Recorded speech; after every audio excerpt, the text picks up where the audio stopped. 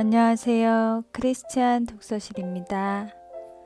오늘은 리치 마샬의 왕의 사역 세 번째 시간입니다.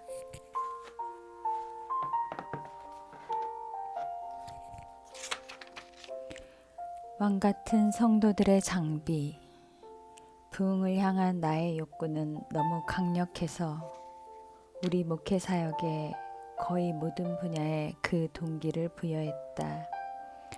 지금까지 선포된 부흥이 있을 거라는 많은 예언들을 서로 연관시켜 보건대 나는 아마도 내가 설교하는 동안이라도 우리 교회가 부서질 수도 있을 것이라고 생각했다.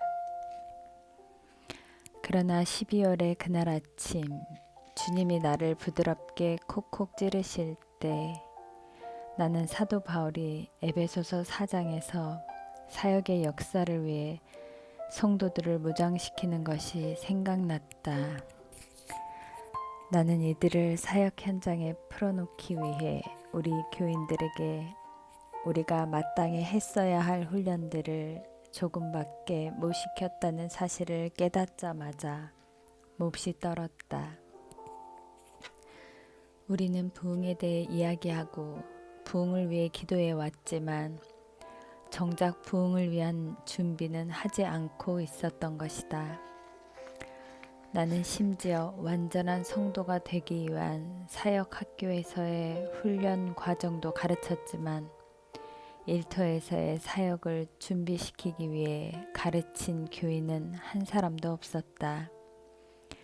내가 목회자로 심호하는 그 수년간 나의 스태프들은 우리 교인들을 위해 많은 프로그램을 발전시켰었다. 그러나 이 모든 프로그램들이 거의 모두 다 우리 교회 안에서의 성도들의 사역을 위해 고안된 것이었다. 우리는 주일학교 교사들과 교회 내의 청소년을 위한 사역자들을 훈련시켰고 예배 인도자들과 안내위원 그리고 노방전도위원들까지 훈련을 시켰다. 우리는 각 구역의 소그룹 지도자들을 훈련시켜서 그 지역에 속한 양떼를 위한 목자가 되라고 가르쳤다. 그러나 그것 역시 지역교회를 기초로 한 사역에 지나지 않았다. 그러나 우리가 부흥이 곧 다가오는 것을 보기 원한다면 우리는 지역교회의 담장 밖으로 움직여 나가야만 하는 것이다. 지금 이 책을 읽고 있는 독자로서 사업을 하고 계신 분들에게 직접 말씀드리고 싶은 것이 있다. 우리가 당신들을 일터로 내보낼 때 우리는 당신들을 거의 훈련시키거나 준비시켜주지 못했다. 나는 그런 점을 회개하고 있다. 만일 가능하다면 지금 당장 여러분 앞에 무릎 꿇고 여러분들이 사역의 일을 할 수 있도록 제대로 훈련시키지 못한 모든 교회의 지도자들을 대표해서 용서를 구하고 싶다. 그러나 지금은 이러한 상황들이 바뀌어져 있다는 것을 여러분에게 보고하게 되어서 기쁘다. 하나님께서는 남종과 여종의 군대들을 부흥을 가져올 기름 부으심과 능력으로 무장시켜서 속속히 일터로 내보내고 계시다. 이 책의 마지막 장에서 그들이 전 세계에 퍼져 사용하게 될 전략에 대해서 우리는 이야기할 것이다. 내가 위에서 언급하고 있는 이 사업가들과 전문 직업인들은 누구인가? 어떤 이들은 왕이 되기 위해서 큰 회사의 중역이나 사장이 되어야만 합니까? 혹은 이 왕으로서의 부르심과 기름 부으심은 지위나 계급이나 돈이나 뭐 그런 종류의 배경이 있어야 합니까? 라고 물을 것이다. 나의 대답은 아니오이다. 당신이 지금 현재 최저임금을 받고 있는 임시 직원이라 할지라도 당신은 왕이 될 수 있다. 다윗은 그가 왕좌 위에 앉게 되기 위해 훨씬 오래전에 이미 왕으로 기름 부음을 받았다. 하나님은 그의 마음을 보시고 사울이 아직도 왕위에 앉아 있을 때 다윗을 왕으로 선택하신 것이다. 오늘날도 많은 사람들이 다윗의 경우와 같은 상황에 있다. 어떤 경우에는 하나님께서 당신 마음속에 주신 것을 아무도 모를 수 있다. 그러나 당신은 알고 있다. 다윗처럼 적절한 시기가 올 때까지 기다려라. 그러면 주님이 당신에게 왕으로서의 기름을 부으셔서 사역 현장에 내보내 주실 것이다. 그렇다면 앞으로 다가올 추수기에 우리를 이끌어갈 이러한 왕들은 도대체 누구란 말인가? 그중 한 왕이 아르헨티나의 라플라타에서 일하고 있는 택시 운전사다. 그는 그 도시에서 설교할 장소까지 나를 태워다 주었는데 목적지까지 가는 동안 우리는 보통 사람들의 직업을 사역으로 보는 관점에 대해서 이야기하게 되었다. 그는 자신이 그런 사역자가 되고 싶다고 말했다. 그래서 나는 그를 위해 기도하고 그를 왕으로서 선포했다. 이제부터는 곧 당신의 택시가 당신의 사역입니다. 그래서 하나님은 이 택시를 통해서 당신을 사용하시고자 합니다라고 나는 그에게 말해주었다. 그리고 그 4개월 뒤에 나는 그를 다시 만나게 되었다. 나를 보자마자 그는 흥분해서 이렇게 이야기했다. 나는 목사님이 나를 위해서 기도해 주신 이유로 매일 어떤 이들을 그리스도에게로 인도할 기회를 갖게 되었습니다. 목사님 말씀대로 나는 사역자가 된 것입니다. 내 사업이 곧 내 사역입니다. 그렇다. 그가 왕들 중에 한 명이 된 것 같이 당신도 역시 왕이 될 수 있다. 당신이 사장이거나 부장이거나 과장이거나 혹은 행정가이거나 남의 일을 도와주는 조수이거나 컴퓨터 프로그래머이거나 관리인이거나 당신의 직업이 무엇이든지 상관없이 당신은 왕이 될 수 있다. 하나님은 당신의 마음을 바라보고 계신다. 하나님은 그분 자신을 위해서 당신이 살고 있는 도시 안에 있는 헌신된 자들을 사용하기를 원하신다. 당신의 도시에 변화를 가져올 부흥의 불꽃을 일으키기 위해 하나님은 당신을 사용하시기를 원하시는 것이다. 목사나 선교사, 복음 전도자, 교사, 예언자, 사도적인 지도자들은 모두 내 말을 잘 들으시기 바란다. 우리는 이 마지막 때에 시장 사역자들을 무장시킬 임무를 띠고 있다. 우리는 우리 영혼에 주어진 망토를 취해서 왕들을 사역지로 풀어놓아야 하는 것이다. 제3장 왕으로 세우심. 그 주일 아침에 수십 명의 사람들이 그들의 생활 현장에서 전임으로 주님을 섬기겠다고 다짐하고 기대를 가지고 왕으로서 기름 부음의 안수를 받기 위해 줄을 서 있었다.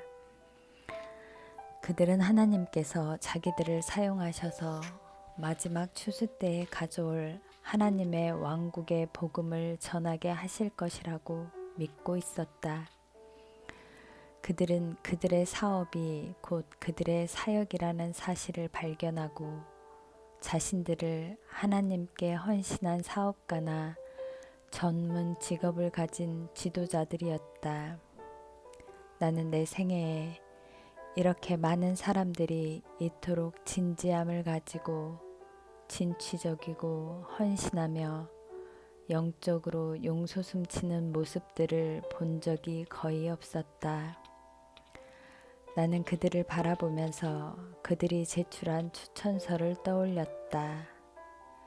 그 안수식의 필수 과정 중 하나는 그들을 이 자리에 나올 수 있도록 만들 만큼 직장에서 그들에게 영향을 끼쳤던 사람들을 추천하는 추천서를 제출하는 것이다. 그 전에 이들은 그리스도인이 아니었었다. 어떤 사람은 자기 사업 동역자에 대해 그는 우리 직장에서 기독교인은 좋은 사람이다라는 명예를 회복시켰습니다 라고 말했다.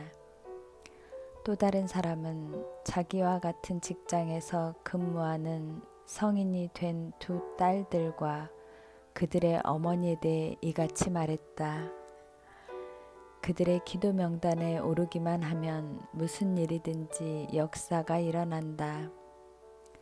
한 남자는 실리콘밸리에 있는 하이테크 회사의 영업부에서 일하는 자기의 여성 상관에 대해 고기압 환경 조성자라는 표현을 쓰면서 그녀는 자기 영업부에서 어느 누구도 물건을 팔 때 부분적인 거짓말도 허락하지 않는다고 한다.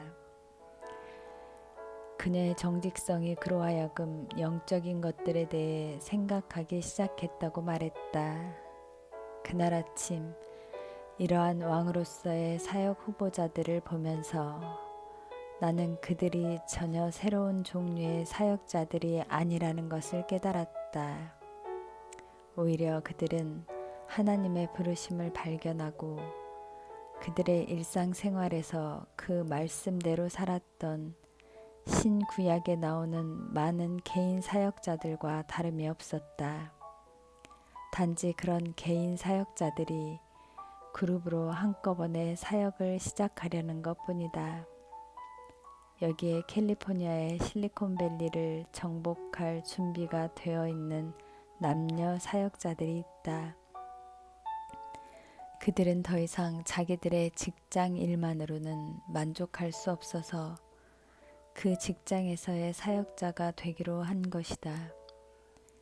그들이 그들의 직장 현장에서 사용할 무기들은 하나님과의 깊은 교제, 중보기도, 정직성, 도덕적인 인격, 잃어버린 영혼을 향한 열정, 그리고 상처받은 자들을 위한 긍휼과 자비심이었다. 그들은 예수님을 필요로 하는 사람들과 관계 개선을 하는데 헌신하고 있으며 축복이라는 아주 강력한 무기를 또 다른 한 손에 들고 있다. 에드 실버소가 자주 말했듯이 천국의 포커 게임판에서는 축복이라는 카드가 항상 저주라는 카드를 눌러 이긴다. 그들은 시장에서 사역자로 섬기기 위해 1년간의 훈련 과정을 완전히 마치고 그들의 삶을 헌신할 모든 준비를 갖추고 있다.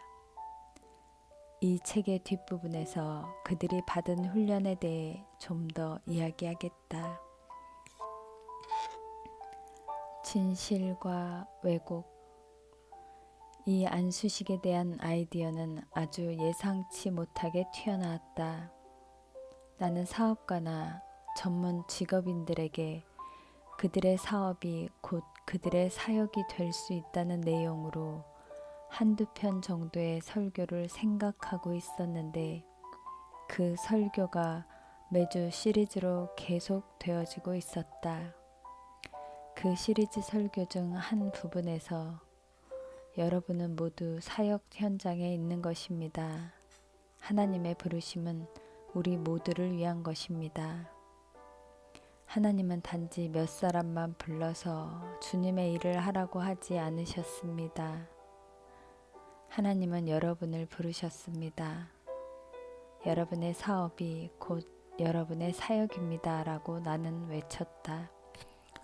그리고 그 다음에는 내가 전혀 계획하지 않았던 말이 튀어나왔다.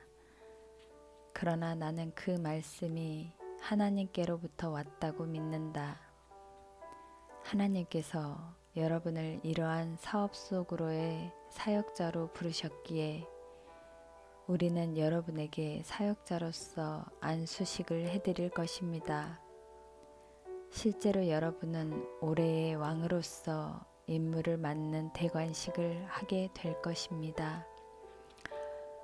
이 말을 해놓고 나서 나는 그 과정을 어떻게 진행해야 할지에 대한 아이디어가 전혀 없다는 것을 깨닫게 되었다. 우리가 선교사나 목사들에게 안수를 거행한 적은 많이 있다. 그런 종류의 안수식에 대한 모범은 얼마든지 있다. 그러나 사업가나 전문 직업인들에게는 어떻게 안수식을 거행한다는 말인가? 더욱더 중요한 점은 이것이 과연 성경적인가 하는 것이다. 아무 대답도 없이 이런 질문들이 내 마음속에 떠올랐다. 여전히 나는 하나님께서 이 말을 내 입에 넣어주셨다고 믿고 안수식에 대한 성경적인 개념을 다시 연구하기 시작함으로써 더 많은 확신을 얻게 되었다. 그렇다. 하나님께서는 사업가나 전문 직업을 가진 그리스도인들을 향해 특별한 계획을 가지고 계시다. 그 부르심에 응하는 사람들을 따로 구별하여 세워서 기름 부음을 행하는 것은 매우 성경적인 것이었다. 오늘날 교회에서 성직 위임식은 아주 흔하게 일어나는 일 중에 하나이다. 사실 미국에서는 세금 보고 때가 되면 성직자로서 따로 세움받은 것을 다시 한번 더 특별하게 생각하게 만든다. 성경에서는 따로 세움을 입다라는 헬라어 단어를 사람에게 사용하는 것처럼 사물에도 사용하고 있다. 예를 들면 시편 8편 2절에 주의 대적을 인하여 어린아이와 젖먹이의 입으로 말미암아 권능을 세우시며 이는 원수와 보수자로 잠잠케 하려 하심이니이다. 또한 우리는 절기를 따로 정하여 세웠다라는 표현을 사용한다. 예레미야가 선지자로 세움을 입었다라는 표현을 볼 수 있다. 이처럼 선지자, 절기, 권능, 이 모든 것들은 그분이 특별하게 계획하신 목적을 이루기 위해 하나님에 의해 따로 세움을 입은 것이다. 신약에서는 하나님께서 산자와 죽은 자의 심판을 위하여 예수님을 재판장으로 따로 정하셨다라고 했다. 또 하나님께서는 그분의 특별하고 비밀한 지혜를 따로 정하셨다고 한다. 고린도전서 7장 17절에서 바울은 따로 불러 세웠다는 단어를 그가 편지를 보낸 모든 교회들에게 직접적으로 말하고 있다. 헬라어에 따로 정하다는 지금 우리가 사도행전 6장 3절에서 볼 수 있는 바와 같이 따로 지정하여 택하다라고 번역되기도 한다. 초대교회에서 음식 배정하는 데 문제가 생겼다. 그래서 사도들은 모든 사람들이 공평하게 똑같이 배급을 받게 하기 위해 7명을 따로 세운 것이다. 이 이야기는 사도행전 13장 1에서 3절에 기록된 사울과 바나바의 예와 함께 오늘날 가장 널리 잘 알려진 안수식의 예를 2가지로 들고 있다. 어느 날 밤 예배 중에 주님은 나를 사도행전으로 인도하시고 왕들을 따로 세우기 위한 성경적인 방법을 보여주셨다.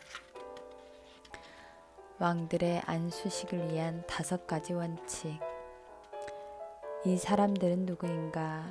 우리는 사도행전 6장에 있는 본문을 가지고 그 의미를 규정해야 한다. 1. 우리는 그들이 사도가 아니라는 사실을 알고 있다. 2. 그들은 그 교회의 교인이라는 사실은 분명하다. 왜냐하면 사도들이 그들에게 너희 가운데서 택하라고 했기 때문이다. 3. 그리고 동시에 그들이 예루살렘에 있는 사업하는 사람이었다 라고 말하는 것이 나는 본문에 아주 잘 맞는 해석이라고 믿는다. 톰슨 연결 참고 성경에서 스데반이 성령 충만한 사업가라고 줄을 달고 있다. 왜 내가 이것을 강조하느냐면 이 사람들은 결코 목사나 성직자 유형의 사역자들이 아니라는 점을 우리가 알고 있는 것이 중요하다고 믿기 때문이다. 그들은 모두 교회 안에 있는 사람들이지만 목회 형식의 사역을 하도록 그 분야에서 훈련받은 것이 전혀 없다는 것이다. 게다가 사도들은 그들을 사업적인 활동을 돕도록 하기 위해 뽑은 것이다. 사도들은 그들의 부르심이 기도와 말씀 전하는 데 있다는 것을 알고 있다. 마찬가지로 그들은 비즈니스 영역에 있는 이 사람들에 대한 하나님의 부르심은 그들의 삶 속에서 확실하게 나타나고 있는데 그것은 비즈니스의 재능과 기름 부음이었다. 이 7 사람을 흔히 집사라고 부르지만 성경 본문에서는 호칭을 사용하고 있지 않다. 나는 수년 동안 7 집사라는 말을 들어왔지만 내가 아무리 성경을 연구하고 찾아보아도 이들이 집사들이었다는 증거는 찾지 못했다. 내가 생각컨대 지역 교회의 기초에서 모든 사역을 보는 관점에서는 이들에게 해당되는 호칭이 집사와 잘 맞을 것 같으니까 누군가가 아마도 이들을 집사라고 부르기 시작했던 것 같다. 만일 그들이 집사들이었다면 우리의 생각 속에도 그들에게 알맞는 호칭을 인식하고 있어야 한다. 그러나 성경 어디에도 그들에게 집사라는 용어를 적용한 사례가 없다. 사도행전 21장 8절에서도 7 중 하나인 전도자 빌립이라고만 말하고 있다. 그렇다. 집사가 아닌데도 그들은 특별한 사역을 위한 안수를 받기 위해 따로 세움을 입은 것이다. 나는 사업가나 전문 직업인들이 사역을 위해서 안수받을 자격이 갖춰져 있다는 사실을 보기 시작했다. 사도행전 6장에는 이 안수를 받을 수 있는 5가지 자격 요건이 나와 있는데 그것은 다음과 같다. 형제들아 너희 가운데서 성령과 지혜가 충만하여 칭찬 듣는 사람 7을 택하라. 우리가 이 일을 저희에게 맡기고 온 무리가 이 말을 기뻐하여 믿음과 성령이 충만한 사람 스데반과 또 빌립과 브로고르와 니가노르와 디몬과 바메나와 유대교에 입교한 안디옥 사람 니골라를 택하여 1. 너희 가운데서 택하라. 이 말은 그들이 우리와 한 몸 안에 있기 때문에 우리가 그들에게 영적 권위를 가지고 그들에게 안수해야 될 필요성이 있다는 것이다. 2. 칭찬 듣는 사람. 이 사람들이 시장에서 사역을 하도록 따로 세움을 입기 때문에 이들의 평판은 교회 내의 그리스도인 사이에서 뿐만 아니라 더욱 확장하여 세상에 안 믿는 자들에게도 좋은 평판을 가지고 있어야 한다. 3. 성령 충만하여. 믿음이 어린 신자나 육에 속한 신앙생활을 하는 자는 제외된다. 4. 지혜가 충만하여 사업하면서 실패만 거듭하는 사람은 지혜가 충만한 사람이라고 볼 수 없다. 5. 믿음이 충만한 사람. 하나님을 의심하거나 믿음이 확고하지 못하고 동요되거나 주저하는 사람은 제외된다. 안수식의 적용. 나는 안수식을 위한 이러한 성경적인 원칙을 가지고 시장 사역을 위한 안수식의 적용을 발전시켰다. 모든 사역 후보생들은 각각 3장의 추천서를 제출해야 하는데 그것은 이들이 특별히 시장에서 활동할 것이기 때문에 이 각각 3부의 추천서들은 그들이 칭찬 듣는 사람임을 증명해 주는 것이다. 둘째로 우리는 11조를 헌납하는가를 포함한 우리 교회 내에서의 그들의 헌신을 평가한다. 성경은 11조에 대해 분명하게 말하고 있고 우리는 이러한 성경의 원칙에 충실하지 못한 사람에게는 안수를 줄 수 없다. 그 밖에 나머지 3 항목에 대해서는 그들이 직접 진술하여 제출한 간증문으로 평가한다. 그들이 간증문을 쓸 때 첫 번째 부분은 그들이 성령 충만을 받고 그 성령 충만한 경험이 그들의 사업 현장 속에서 어떤 영향을 끼쳤는가 하는 점을 기록해야 한다. 그리고 두 번째 부분은 하나님께서 그들 각자의 분량에 따라 주신 영감을 가지고 앞으로 다가올 시장 부흥에 어떻게 충실하게 사용할 수 있는가를 기록해야 한다. 마지막 부분은 이 부흥에 대해 하나님의 능력이 가져올 그들의 믿음을 서술하도록 하는 것이다. 안수식. 그의 12월 어느 주일 아침 그들은 우리 앞에 서서 안수받기를 기다리고 있었다. 우리는 이날을 위해 기도로 많은 준비를 해왔다. 우리는 교회의 강대상 위에다가 옥좌를 설치했다. 그리고 그 옥좌 주변에는 추수를 상징하는 노란 옥수수를 수북히 쌓아놓고 또 옥수수가 가득 들어있는 보라색 자루들을 배치했다. 이 자루들은 각각의 사역 후보생들이 거둬들일 잃어버린 영혼들의 추수를 상징하는 것이다. 예배가 끝난 뒤에 각 사람은 옥좌로 나아가 주님으로부터 그들의 양손에 가득 부어주실 임무를 받기 위해 무릎을 꿇는다. 다윗왕을 모델로 한 근거를 가지고 우리도 오늘 아침 각각 3번씩 기름을 부었다. 첫 번째는 사무엘이 다윗에게 기름 부음을 행했던 것처럼 하나님의 부르심을 인지하는 기름 부음으로 아시아에서 주님을 섬기고 있는 의사 부부에 의해 행해졌는데 이들은 사역 후보생의 양손에 기름을 부었다. 두 번째는 유다 족속을 위한 다윗의 기름 부음처럼 목사들에 의해 그들의 머리에 기름이 부어졌고 마지막은 이스라엘 전체를 대표한 다윗의 기름 부음처럼 옥좌에서 행해졌다. 그리고 이것은 그들의 사역으로 그대로 직결되었다.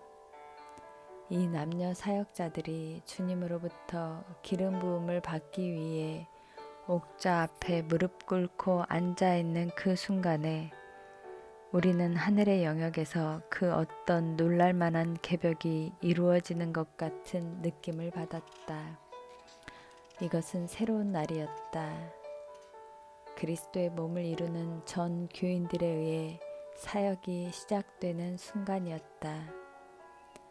하나님의 사역이 교회 건물 안에서 시장으로 옮겨지는 순간이었다. 누가복음 10장에서 예수님에 의해서 내보내진 70인들처럼 이들은 이름 없이 얼굴 없이 보내진 제자들이었다. 여러분도 이 책을 읽으면서 잃어버린 영혼들을 위한 이 대추수에 한 몫을 할 수 있으리라고 생각한다면 하나님의 부르심이 여러분에게 있는 것이다. 제4장 사업가는 부흥의 불꽃을 일으킨다. 어느 날 내가 이 왕들에게 강의를 마치고 났을 때 한 젊은이가 나와 이야기를 하기 위해 다가왔다. 내 메시지에 감사하다고 말하고 그가 그리스도인이 된 이후 지금까지 몇 년 동안 거의 매일 잠자리에 들기 전에 혼자 울면서 지냈다고 한다.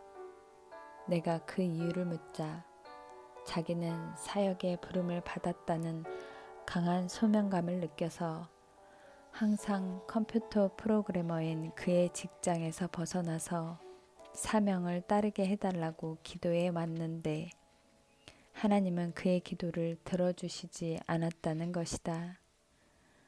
컴퓨터 프로그래머로서의 그의 직업에 하나님께서 너무나 많은 축복을 해주셔서 그가 사역이라고 생각하는 곳에 발을 들여놓을 기회가 좀처럼 생기지 않는 것이었다. 그날 오후 아르헨티나에서 내 메시지를 듣고 있는 동안 하나님께서는 그가 소명을 가지고 사역해야 할 현실은 사업의 사역이라고 부드럽게 말씀하셨다는 것이다. 그는 오늘 밤은 몇 년 만에 처음으로 하나님께서 나에게 이미 사역을 허락하셨다는 사실을 깨닫고 평화롭게 잠들 수 있게 되었군요. 대단히 감사합니다. 라는 인사를 하고 우리의 대화를 마쳤다. 하나님의 터치하심을 바라고 그는 아르헨티나를 여행하고 있었는데 전혀 기대하지 않은 곳에서 그것을 얻은 것이다.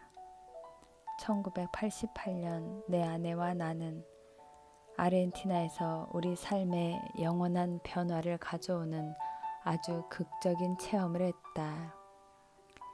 그 나라는 그때부터 시작해 지금도 여전히 부흥의 시기를 맞이하여 이를 경험하고 있다. 그 부흥의 분위기 속에서 우리의 마음은 주님을 향하여 매우 넓게 열렸으며 주님은 그분을 향한 새로운 사랑과 그분과의 더 깊은 교제를 원하는 갈망으로 우리를 채워주셨다. 우리는 나라를 변화시키시는 하나님의 움직이심이 우리 도시와 우리나라에서도 불타오르게 할 마음을 갖게 되었던 것이다. 왕들에 의해 일어나는 부흥. 내가 사업가나 전문 직업인들의 사역에 대해 기도하고 연구하기 시작했을 때 부흥을 전제로 한마음으로 그 일을 하고 있었다. 지금도 여전히 나는 성경을 통해서 많은 부흥의 시기가 왕들에 의해 일어나게 된 점을 보면서 아주 놀라워하고 있다. 내가 여기에서 왕이란 단어를 사용할 때 그것은 이 책에서 내가 계속 그래왔듯이 제사장이 아니라는 의미로 그 단어를 사용하고 있는 것이다. 이들 중 어떤 이들은 느헤미야 같이 다른 또 하나의 직업을 가지고 있었다. 느헤미야는 왕에게 술 따르는 일을 맡은 자였다. 그는 느헤미야 8에서 10장에 기록된 부흥을 위한 안내원으로 주님께 쓰임을 받았다.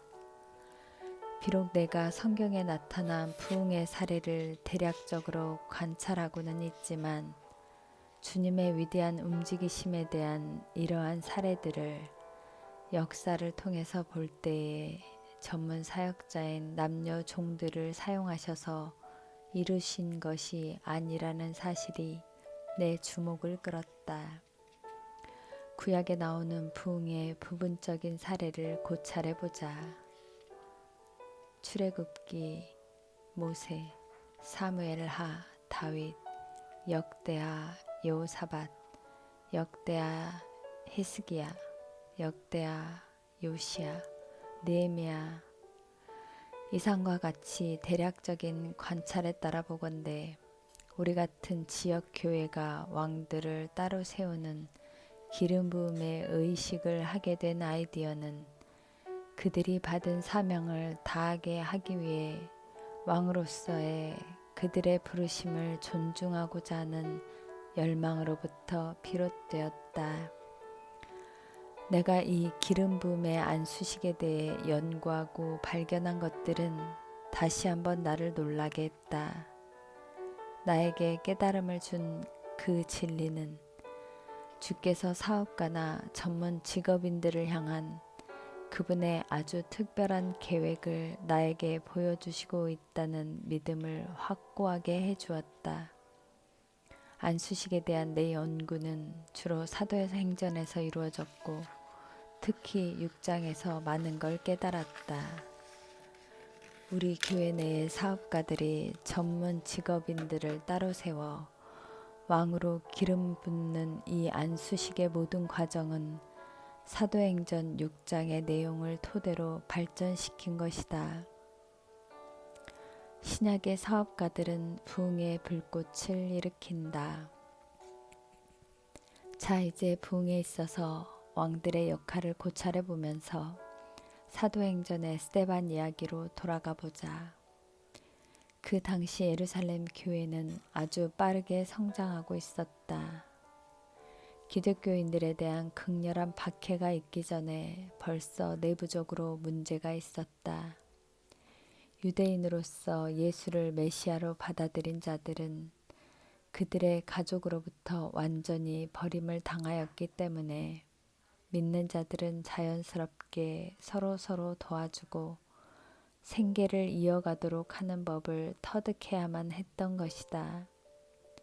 사도행전 2장 44절에 보면 그들은 모든 물건은 서로 통용하고 라고 되어 있는데 이것은 단지 현실일 뿐만 아니라 아주 깊은 필요성에 의해 자연스럽게 산출된 현상인 것이다. 집과 음식 그리고 그 밖의 모든 자원을 서로 함께 공용한다는 것은 그들이 생존해 나가기 위해서 그 외에 다른 방법이 없었기 때문에 초대교회의 일부 특징이 되었던 것이다. 교회가 계속해서 점점 더 커짐에 따라 서로 통용하는 문제를 조직화할 필요가 생겼던 것이다.